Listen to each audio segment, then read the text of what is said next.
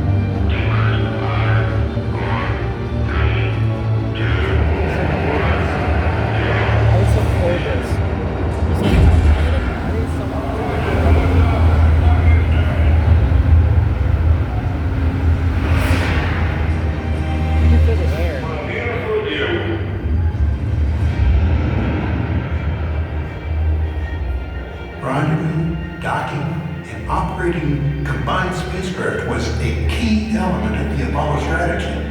We want to prove that ability on Gemini 8. 3, 2, 1, ignition. Our orbit was primarily over ocean areas, out of range of flight controllers and tracking stations. We were on our own.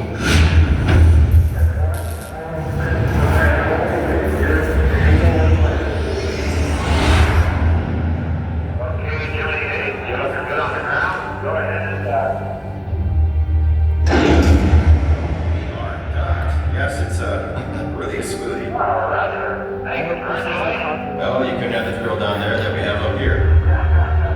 Passing Madagascar, leaving com range. Roger, 8. If you run into trouble and the Gina goes wild, just send command 400 to turn off and take control of the spacecraft. Roger, we understand. Thanks, Jim. I'm not hearing a thrusters fire. Let's go to ACS off, phones power on. We're at a spin and see a Gina. Send command 400, undock now.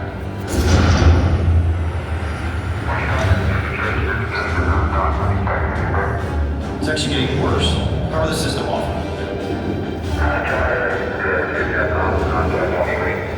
We have serious problems here. We are in a final left-hand roll at the present time. The hand control is locked up. We can't turn anything on. Did I hear him say he may have a stuck hand controller? Yes, perfectly. Roger, what about the Gina? He says the separated work is even and he can't solve it. Try the re-entry control system. It might just give us the correction we need. Do I understand he's used all the fuel? Brake pressure down to 0 and all braking replaced. Okay, let's work on one axis at a time here. Much better. We're regaining control of the spacecraft slowly. In RCS direct. Okay, fine, keep that. We're coming in for dash 3. I'd like to argue with him, but I don't know if we can. Command, we will prep for emergency landing at 7-3. Gemini 8, I have some rescue downplane. The Mason. Feel the wind? Yeah. The space program was just starting, and when they put out their criteria for the type people they wanted, I seem to have all the qualifications that they were looking for.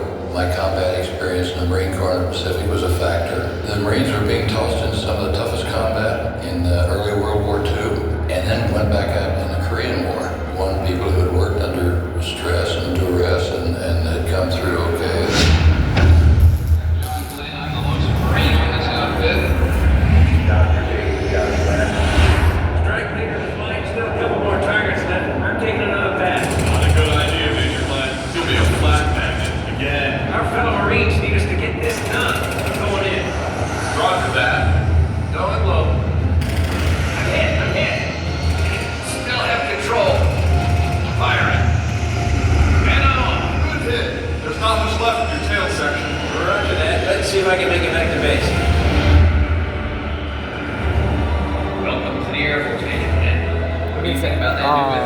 go to check, find that. Well, I think we're about to find out. Ask me again after we take out these MiGs.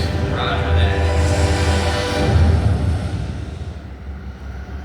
You have to remember my time of growing up in the 1930s. The people of the past, the barnstormers and the people that did the early triumphs in aviation, and one of them, of course, was Charles Lindbergh. They asked me if I would sort of escort Lindbergh down on the beach watching for the launch of Apollo 11.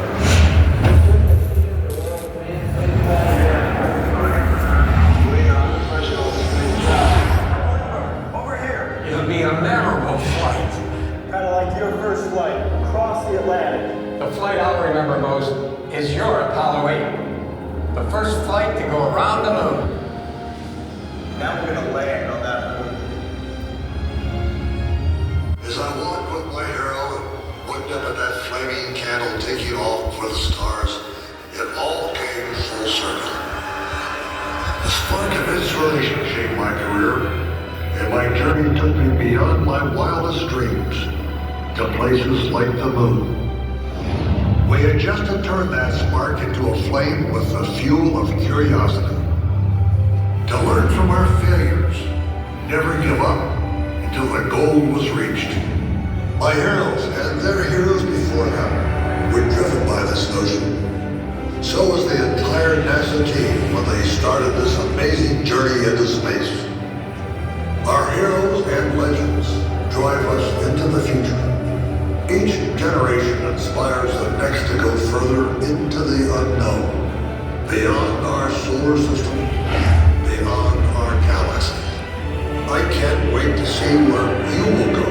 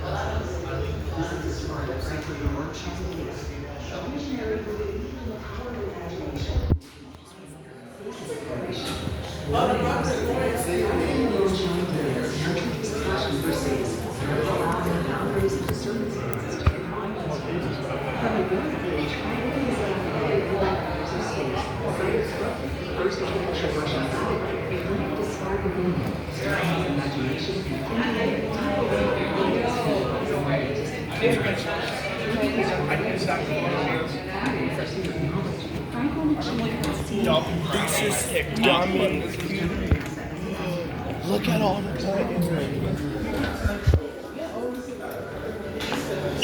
And here, wait, move. And here is. Hey! I want to go over here.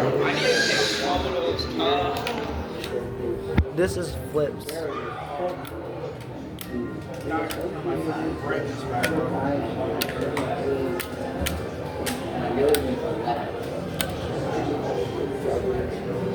Malachi, can you move right quick? I want to take a photo, but you're in the way. Okay, you can record me. Okay. No buttons. Pushy buttons. This is a I feel like I'm in a fucking. This is literally just a giant fidget. This was, I think his aircraft. Thank you for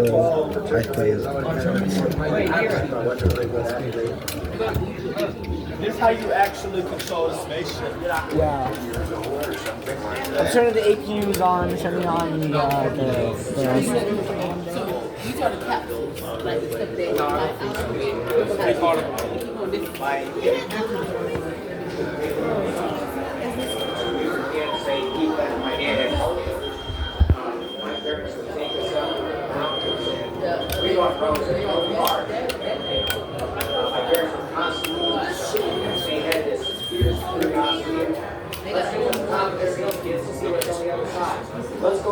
I feel like I'm starting off an aircraft. That's what it feels like.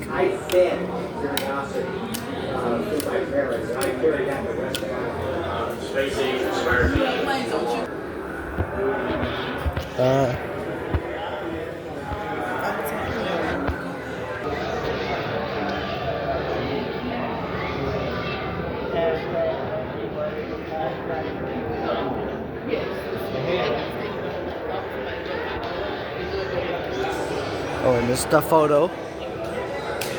Pretty sure he's doing a speech. Well, obviously. It says,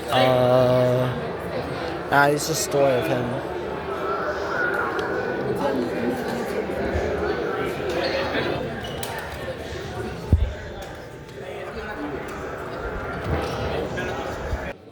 Look how short this man is. Another one. Scott Parker, Jordan Cooper, John Bland, Gus Grissom, Wally Sherrod, Alan Shepard Jr., and Pete Slate.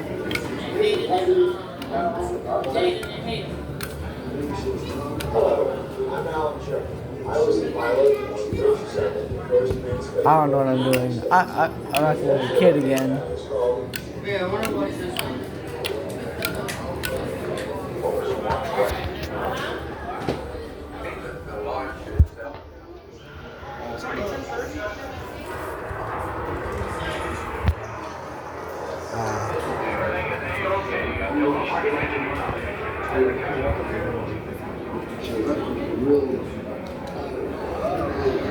Another one. Yay, more switches.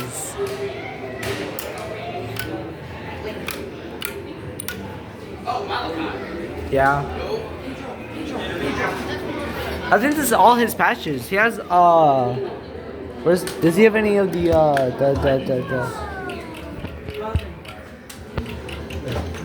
Tag me at Papa.Cyclone on TikTok. I know. Go look at the space shuttle over there. Go in the corner.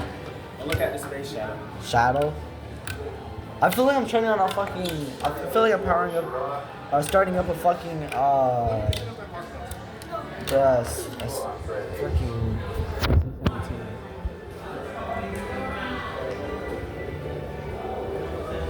Yeah, go over. I don't want to record nobody. Look at the sleeves. It ain't no way I'll ride around in that, nothing that look like that. That look like the Orlando Depot thing. Oh God. I'm not trying to get nobody because I'm posting this shit. I think it's like yeah, he would. Yeah, but in a lane I can go on. That's the F4 Phantom, pretty sure. Oh my God, that's my uncle.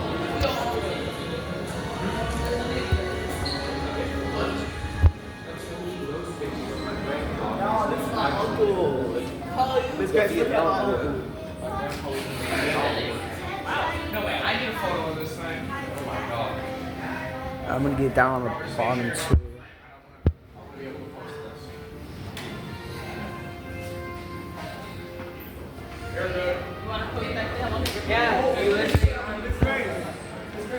I hate the rule where I can't have any kids. It makes it so hard to take photos. If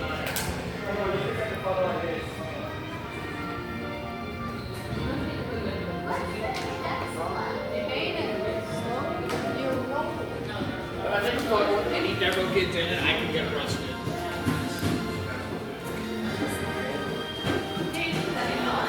He got the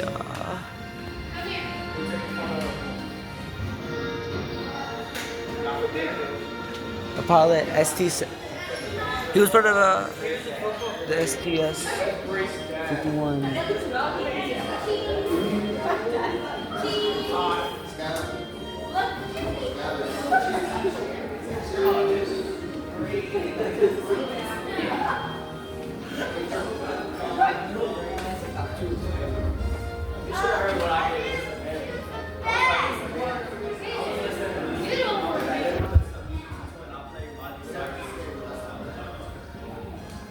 This one here.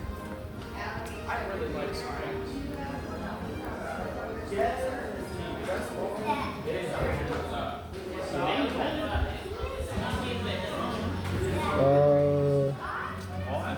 Mission index. Hopefully none of this is copyrighted.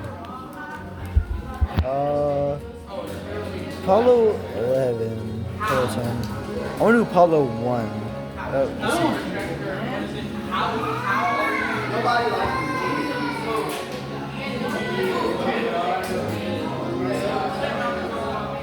Look at.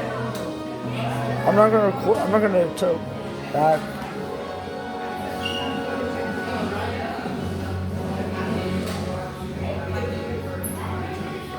I'm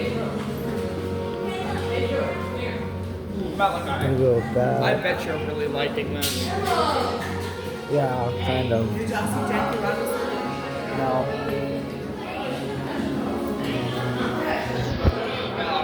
It's been 11 years. Oh, I'm gonna show. I'm gonna show the statue. You can what? Yo, can y'all move for a second so I can take a picture of this? Please move. No, because I'm recording this. I'm posting on YouTube. I ain't trying to do that. Oh god. Dude. Ready? Hold on. Yeah, it's just take a picture of it now. You want me to go around? Hold on, let's put it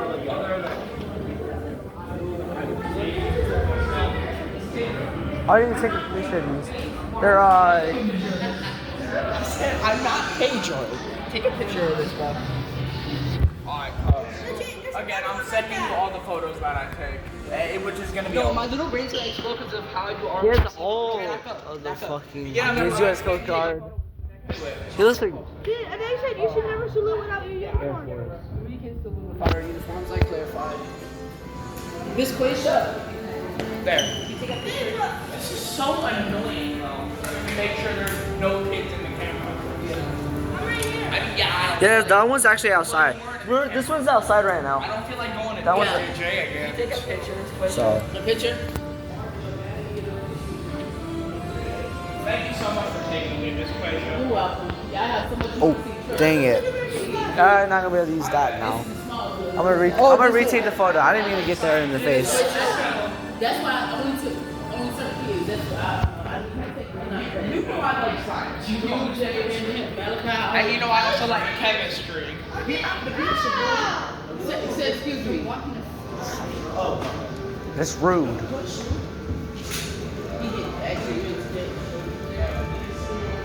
I'm gonna start this my work phone. But I probably need some critically out. I love that. This question. What's crazy is for ROTC, I'd be wearing this exact uniform. Miss question. Miss question. Miss question. Yeah. Miss question. Miss question. Do that. I'm going to take you out to the gantry, our first stop here at Kennedy Space Center Visitor Complex. New stop, it's only about a month and a half old. Got a great view of the Banana River and stuff out there. Also lots of interactive things for the children to do as well. On the way out, we'll go past the VAB, Vehicle Assembly Building, and the press site. Some general housekeeping, no eating on the bus. Please stay seated throughout the ride. Please limit conversation for the great videos that NASA's put together just for you.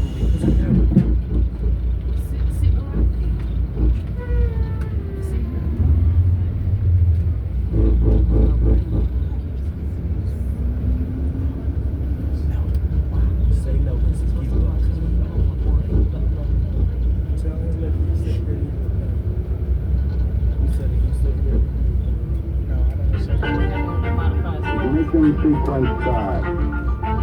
Now we'll skip off the way, man. It's one small step for man, one giant leap for mankind.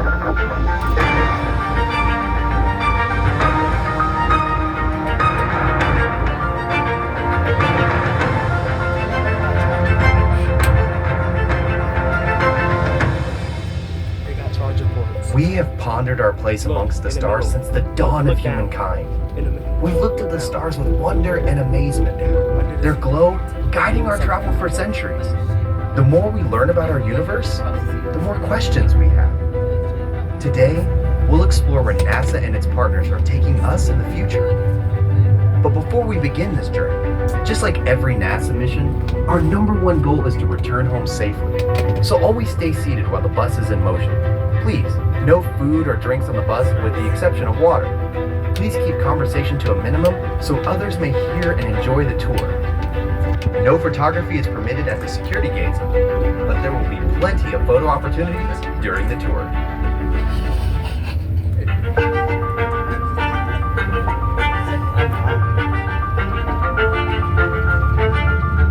Is that This rocket that you'll see standing tall in front of KSC's badging station is the Mercury Redstone rocket. It represents NASA's earliest efforts to send humans into space.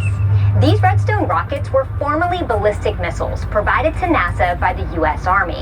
In October of 1958, NASA formally organized Project Mercury with the mission to investigate man's reaction to this new environment and safely recover the capsule and its pilot. Man rating for human spaceflight on what was previously a ballistic missile was no easy task. After several modifications and test flights, a Mercury capsule carrying Ham, a chimpanzee, was successfully launched and recovered on January 31st, 1961. Just months later, on May 5th, astronaut Alan Shepard launched on a Mercury Redstone rocket, becoming the first American in space.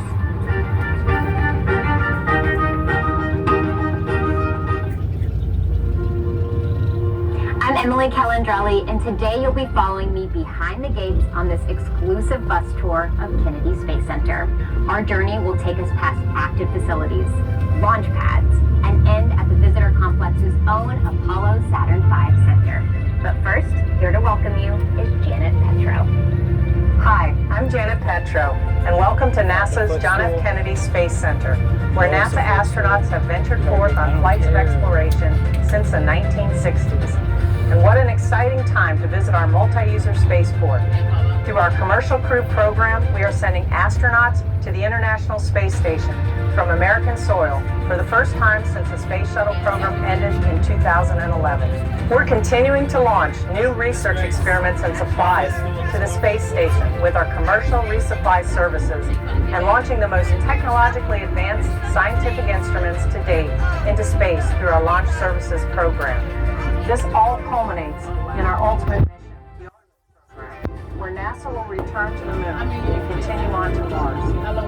In all our history, there's been one common theme woven throughout our DNA. It's our insatiable desire to explore beyond our home planet in our never-ending quest to expand our knowledge of the universe. As you venture behind the gates, you'll find a community of the most talented, dedicated, motivated workforce anywhere in the world who believe in the unlimited potential of space exploration. This is an active spaceport where new things are happening every day.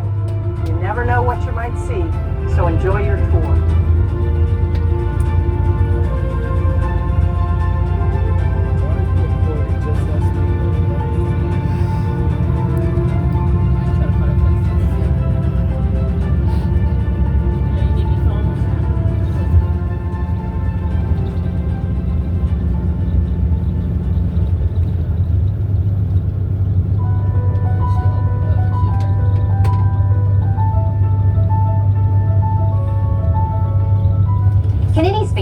Surrounded by the Merritt National Wildlife Refuge. While the refuge in total takes up 140,000 acres, NASA only occupies about 7,000 acres.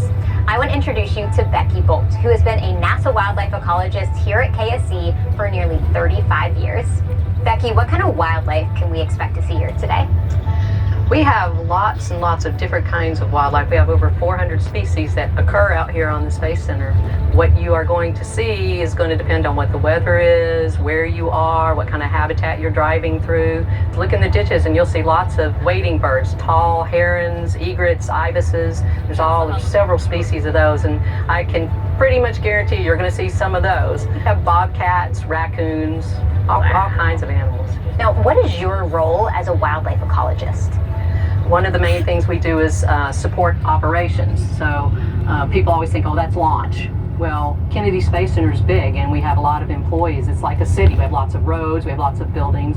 And so there's lots of maintenance and construction and taking buildings down that are old, that aren't used anymore. So anything that might impact the habitat or wildlife, we have to go out and we check it out. And we work with the project managers to make sure that animals aren't harmed, or things need to be, like gopher tortoises are notorious for this. They go places where they shouldn't be, and sometimes we have to move them. We also support launches. We do a lot of research because we help the land managers, which on Kennedy Space Center, the land managers are the Fish and Wildlife Service, because this is a wildlife refuge. We provide them data to know how to manage their habitats. We have federally listed scrub jays and federally listed beach mice. There's probably some watching us right now. And so we provide that data to them so they know how to manage the land in the best way. Well, Becky, thank you so much for teaching us how nature meets technology here at KSC, and hopefully our guests on our tour will see some of this wildlife today.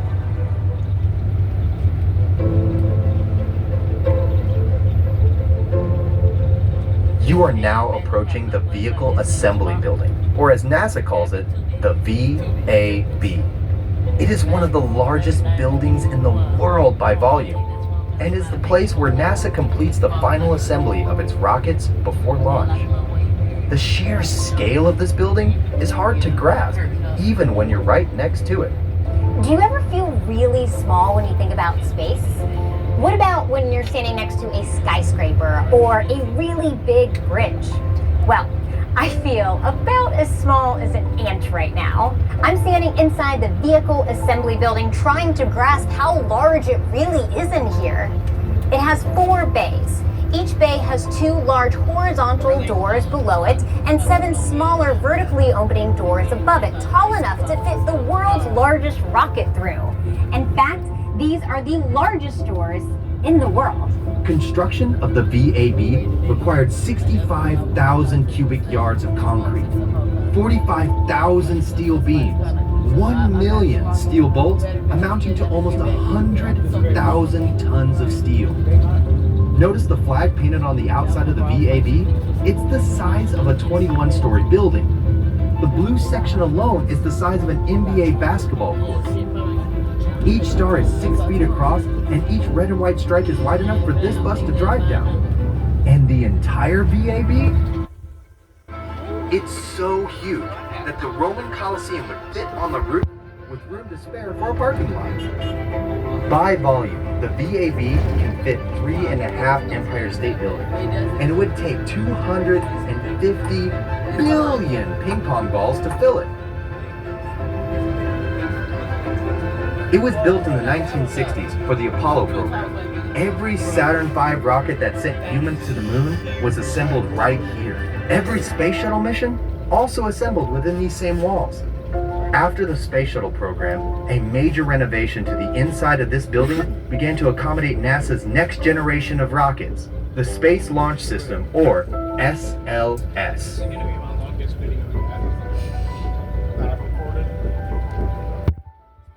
2010, NASA's Commercial Crew Program has worked with American aerospace companies to create cost-effective access to the International Space Station, known as the ISS, and other low Earth orbit missions. Launching from right here at Kennedy Space Center, astronauts can now travel to the ISS aboard spacecraft developed by private companies SpaceX and Boeing. Since the successful launch of Demonstration Mission 2, also known as Demo 2 in 2020, SpaceX has regularly sent crews to the ISS via Crew Dragon. Launching atop SpaceX's Falcon 9 rocket, the Crew Dragon capsule can carry up to 7 astronauts and with cargo seats 4. Upon returning to Earth, Crew Dragon splashes down in specific locations in the ocean based on criteria such as weather and the spacecraft's position in orbit. In 2015, Boeing opened its Commercial Crew and Cargo Processing Facility in what was formerly the Orbiter Processing Facility for the Space Shuttle program. You can see this building next to the Vehicle Assembly Building, boasting a large, colorful mural of the CST-100 Starliner spacecraft in orbit. Starliner can seat up to 7 astronauts, 4 with cargo, and launches atop the Atlas V rocket made by the United Launch Alliance, or ULA. Upon its return to Earth, rather than splashing down in the ocean, Starliner deploys airbags to land in the desert of the western United States. Starliner was the first American-made human-rated capsule to land on land. Since 2012, NASA has contracted private companies through commercial resupply services contracts to deliver supplies and research to the ISS using commercial spacecraft. These companies launch from Kennedy Space Center to the ISS to deliver cargo and return research samples and unneeded cargo from the space station back to NASA on Earth. This public-private partnership allows NASA to maximize the use of this one-of-a-kind laboratory to advance scientific knowledge and better understand our planet.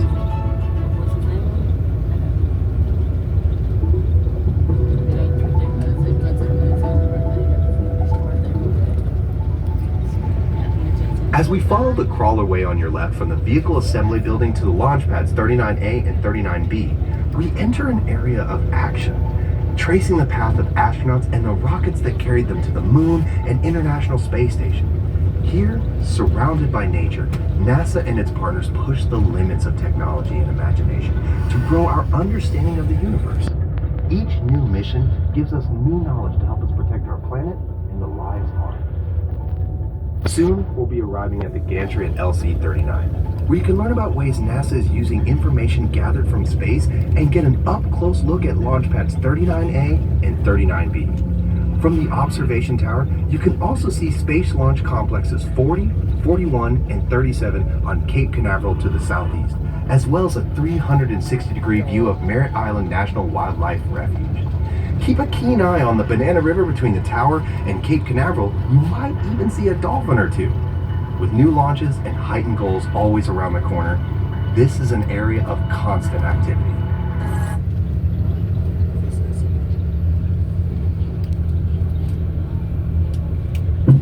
All right, folks, as we approach the gantry, please make sure to gather all your things. Don't leave anything on the bus. You'll take another bus to the next destination, Apollo Saturn V. You can hang out here as long as you like. Please relax and enjoy yourself. Once you're ready to go, just walk over to the bus area, and they'll get you on a bus. Buses going every 5 to 10 minutes. Have a great time at the gantry and enjoy.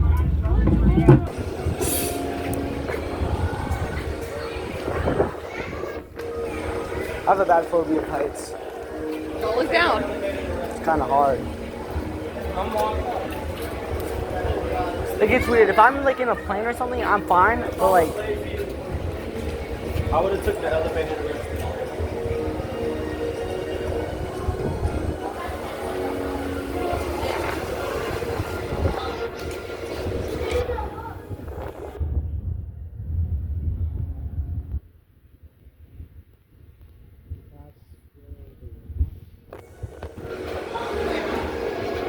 I'm gonna head back down. I'm gonna head back down. I'm gonna head back down. Yeah.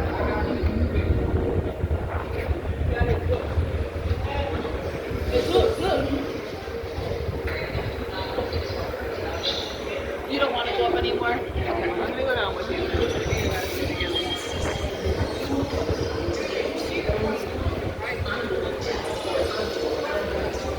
Right there. Why would you override a fuel allocation? The sun's in my way. Yeah. What's it say? He's doing something right now. Fans are starting.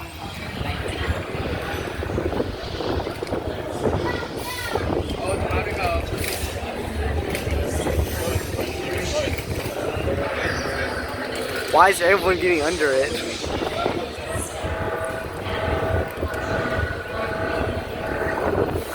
Bro made an error.